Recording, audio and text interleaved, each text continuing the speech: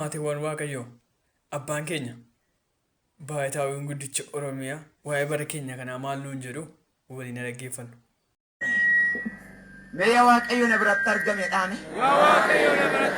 hin barbaaddu akka Waaqayyo sin biratti argamu. Tarii isaatii kana amantaa keetiin amantaadhaan ol hin qoodin. Waaqayyo duwwaan akkasitti biratti argamu yaadi bara kana.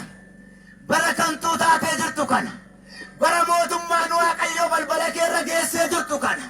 Bara dhaloonni waan irra deemaa jiru wallaale kana. Bara dhaloota raatesse kana amantaa keen ilaalin inni guddaan Kiristoosiin na biratti argameedhi. Mee Waaqayyo na biratti argameedhaame.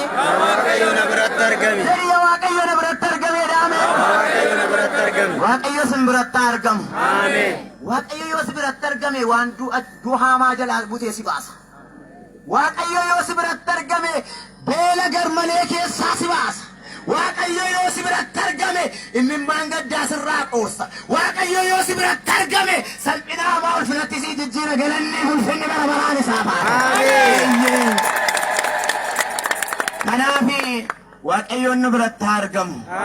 Eenyu nu biratti argamu? Waaqayyo. Waaqayyo si biratti argamuudhaaf immoo harki kee qulqullaa'uu qaba. Waaqayyo si biratti argamuudhaaf immoo lapheen kee qulqullaa'uu qaba. Waaqayyo si biratti argamuudhaaf immoo hojiin kee qulqulluu ta'uu qaba. Tarii ofii kee duwwaa nyaattee tokko nan beelessa yoo jette. Tarii ofii kee duwwaa uffattee tokko qullaa maraachummaadhaan matatii adda addaadhaan qoricha adda addaa hojjechiisuudhaan tokko immoo maraachitee deemsista yoo ta'e. Tarii ofii keeti gabaa kee garmalee waan adda addaatiin saabbattee inni tokko immoo mana banee afaan banee taa'aa olii galee bu'a yoo ta'e. Waaqayyoon si bira hin jiru. Waaqayyo kan si bira jiraatu yoo isa sodaattedha. Yoo eenyuun sodaattedha. Waaqayyoon sodaate. Qadaami haala xubaaf hariyaan እግዚአብሔር daawwatu.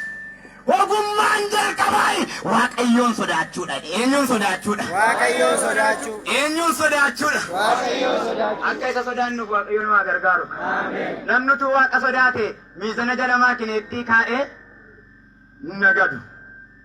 Namni tu Waaqa sodaate dhadhaaf muuzii walitti naqee nagadu.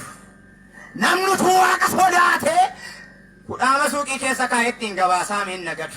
Namni tu Waaqa sodaate eenyuun waa gargaaru. Eeyyeegaa warri barnoota kana dhaggeeffatan hundumti keessan fooloo, koppilink, sheer, duwiti gochuudhaan ergaa kana ijoollee ilmaan haadha keenya qulqulleettii dubaroo Maariyaami akkasuma amantii biraa kan hordoftu kamiyyuu musliimas pirootestaantis kan taatan hundumti keessan ergaa kana warri dhaggeeffatan sheer gochuun duwiti gochuun akka nu jabeessitan kabajaan isin gaafadhaan. Eeyyee barri keenya kun maalitti deemaa jirti? Abboonni maal nuun jedhu qalbeeffannee hubannu. Maatiin Waaqayyoon hundumti keessan kanaaf adaraa keessan barnoota dabalataa abbaa keenyaa kan argachuudhaaf follow na gochuudhaan akkana jabeessitan kabajaan isin gaafadha. Akkasumas barnoota isaanii bal'aasaa kennaa official kan jedhu telegiraamii koo jala seentanii yuutuubii koo subscribe gochuudhaan dhaggeeffachuu dandeessu. Galatoomaa.